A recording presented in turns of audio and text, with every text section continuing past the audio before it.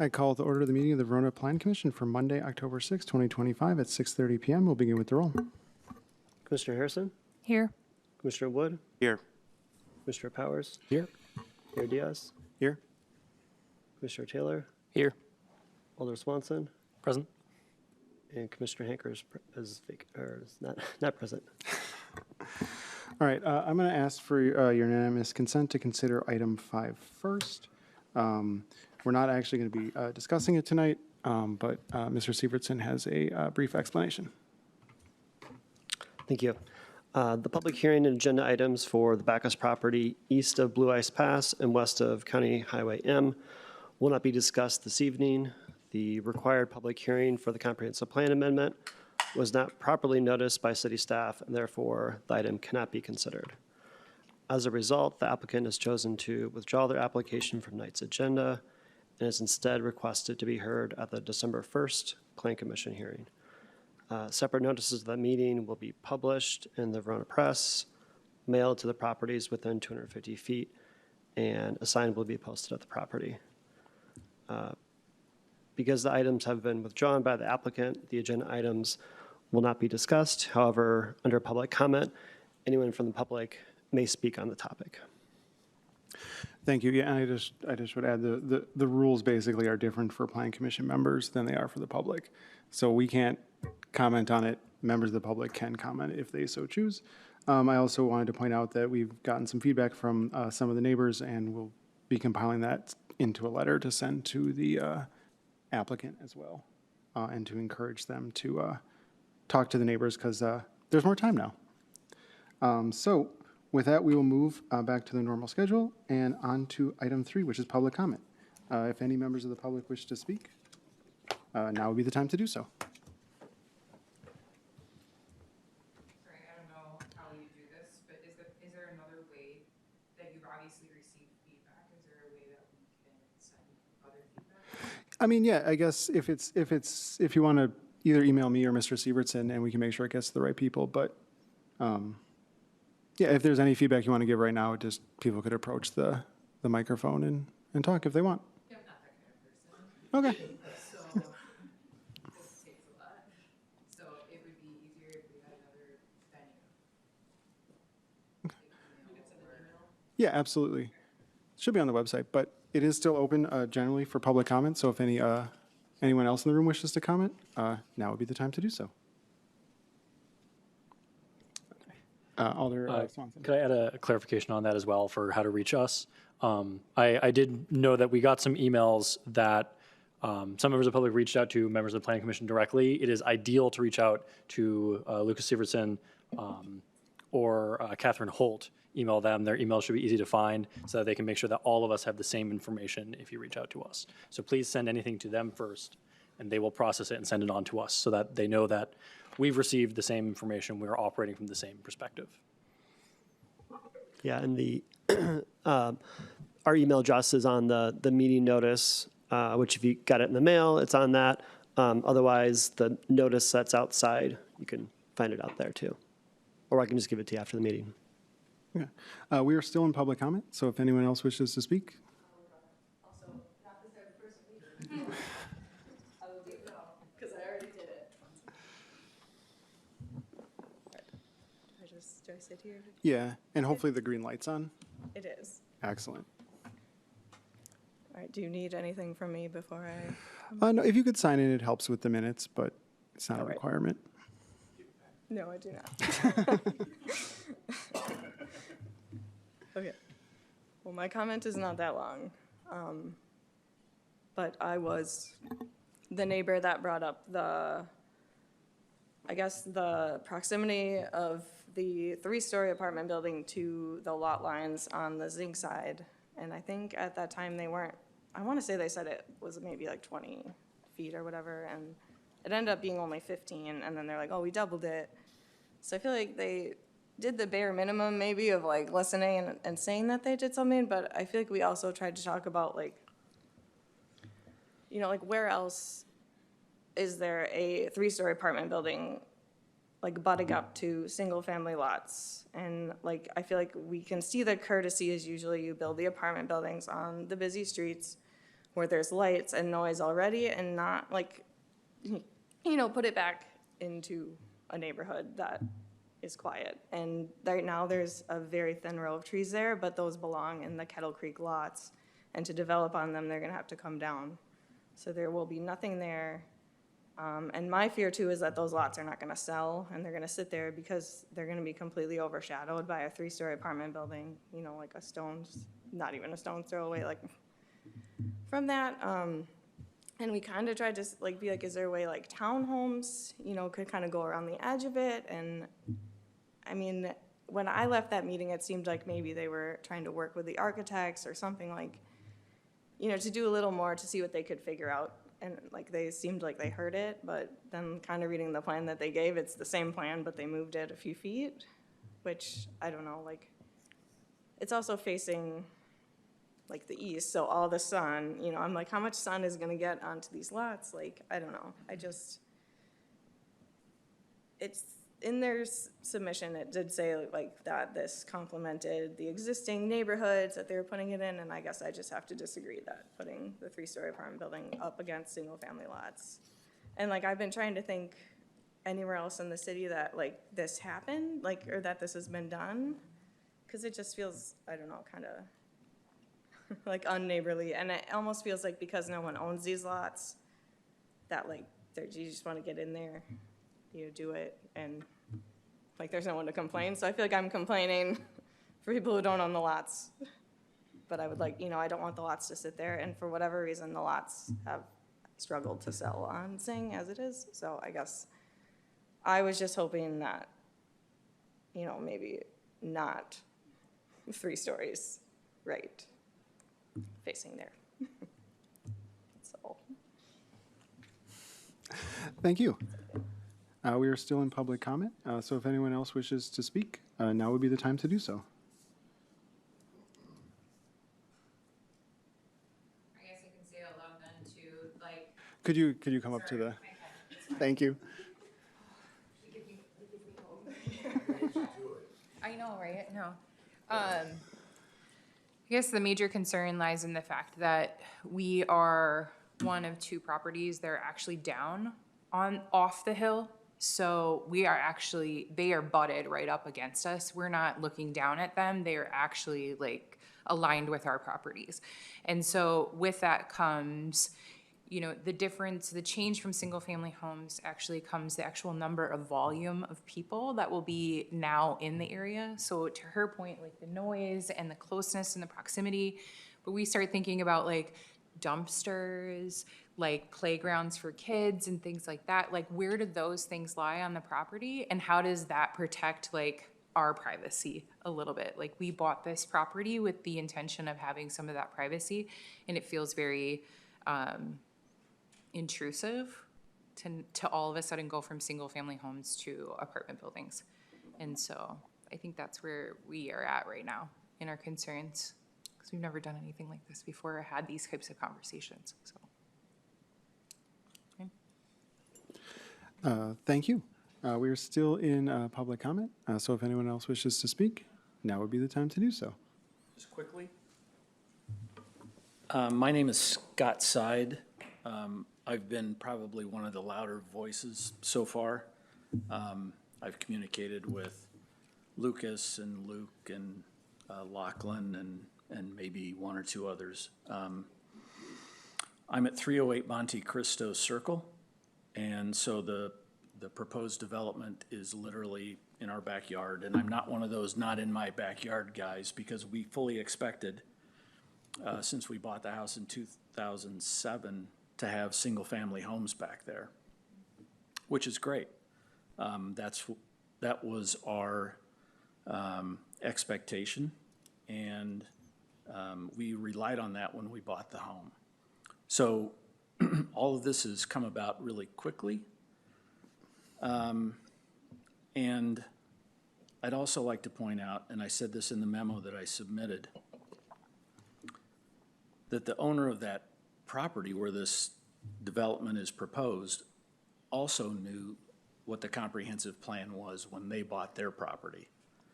So they fully understood what should be going there and what was intended to go there. And apparently, my understanding anyway, is that they've since then discovered that it's not financially viable or beneficial to put single-family homes in there because of the drainage issues and things like that. And that's unfortunate, but they bought the property knowing that going in. And now they're asking the city to bail them out to put this huge apartment complex in there so that they can make what I would imagine is a fairly handsome profit along with the developer out of Milwaukee at our expense. And of all places to put a development like that, it just seems completely inappropriate to put it there. There are plenty of places to put a development of apartment buildings in the area. And it seems to me that it would be okay for the city to say no, or yes, but it needs to essentially reflect what single-family homes would look like in terms of height, density, that sort of thing. Because those are going to be really big buildings in a lot of our backyards. The difficulty is we can't get dozens of people here to have something to say about it because there's only a handful of us that are going to be affected, but we're going to be affected dramatically. And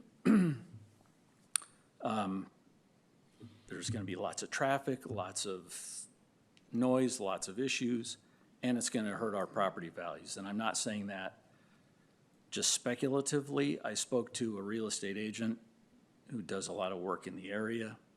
He said the difference between the value of our property with single-family homes in the back versus those apartment buildings is going to be about a 10% reduction in the value of our home, which is like $100,000.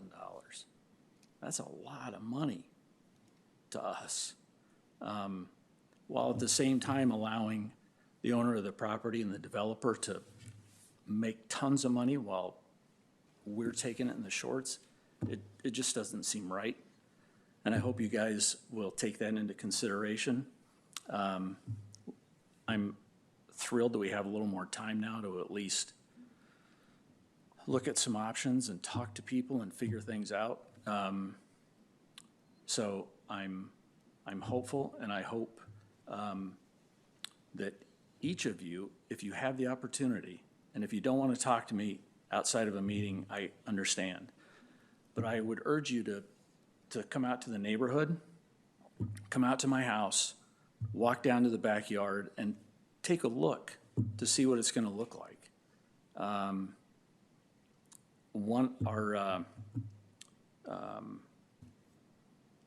representative in our neighborhood, our older person, Mara, came out and visited while we were out of town, and I think it really struck her as being more than what she expected. So I urge you to do that. Swing by. You don't even have to tell me you're stopping by, but I think it would be helpful.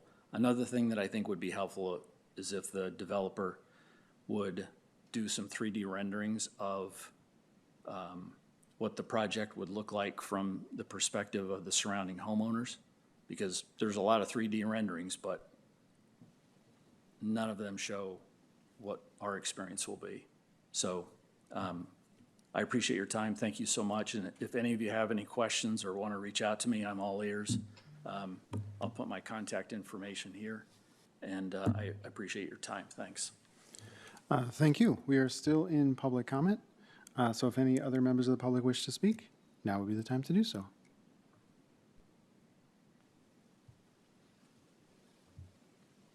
Seeing no one else approaching the table, we will move on to item 4, which is approve the minutes from the September 2nd, 2025 Plan Commission meeting. Comments, corrections, or motions to approve? Commissioner Powers. I'll move to approve. Motion to approve the minutes by Commissioner Powers. Is there a second? Second. Seconded by Alder Swanson. Last chance for corrections. Seeing no hands. All those in favor of approving the minutes from the September 2nd, 2025 Plan Commission meeting, say aye. Aye. Opposed, no. The minutes are approved. As noted previously, item 5 has been withdrawn, so we will continue on to item 6, which is a discussion and possible action regarding the comprehensive plan open house boards that were presented at the public open house sessions and an update. Mr. Severson. Thank you. So there was the second round of open houses for the comprehensive plan update, and those were held last Tuesday. One was at the senior center, and the other was at the library. I'd say these are very well attended, both of them. Senior center was held kind of during the day, around the noon hour, and then the open house at the library was actually inside the library from 6 to 8, and that was we got a great group of folks to stop by with their kids. Some people were there with their kids and just happened to see that we were there, so we got some extra residents that showed up, so that was nice. The comp plan is still on track for an early 2026 completion. The first draft of the plan will be prepared in November, and the comprehensive plan task force will review it most likely in early December, and a draft will be made available to the public in January. So there's a lot of steps involved in the final draft. It'll go from the task force to the public to the plan commission, and then ultimately the council will be the one to decide on that. So it's a tentative process, but it does leave a little bit of wiggle room in there for some extra meetings. The comprehensive plan task force, city staff, and the consultant have been meeting internally over the past several months to draft the future land use map. This was reviewed and refined by the task force in September, and then presented to the public at last week's open house. There will be a second survey incorporating the visual preference survey boards, which were presented at the open house. So for anyone that wasn't able to attend the open house, they'll still get a chance to provide some feedback. And that will go through the end of October. There's 5 distinct sub-areas that were reviewed in more detail. And these are areas that represent an opportunity to accommodate some of the development demands that we're seeing. Some of the previous areas in the comprehensive plan reserved a lot of areas for office and light industrial. With the way that markets have changed, we know that those areas don't necessarily need to be office, especially along 18151. I think the idea back then was to do something similar to how like Middleton's developed with a lot of those corporate offices along the interstate. And that's just not the way development is going. So taking those areas and kind of repurposing those is something that we're looking at. During the first phase of the comprehensive plan, where we did a lot of listening, we heard a lot of comments on pedestrian and bicycle safety. So this is going to be a focus in the draft plan. Part of that is reflected in our future land use map, showing more of like a grid-like pattern as opposed to curvilinear streets with a lot of dead ends and cul-de-sacs. So that just creates more connectivity and access to trails. Also, in the future, if we're so lucky to add additional areas for transit, a more grid-like pattern is conducive to that. 2 of the things that came up quite a bit were the idea of having multi-use paths and bike lanes. So we're kind of diving deeper into that to see what the benefits of those are. When is it better to use a multi-use path rather than a bike lane?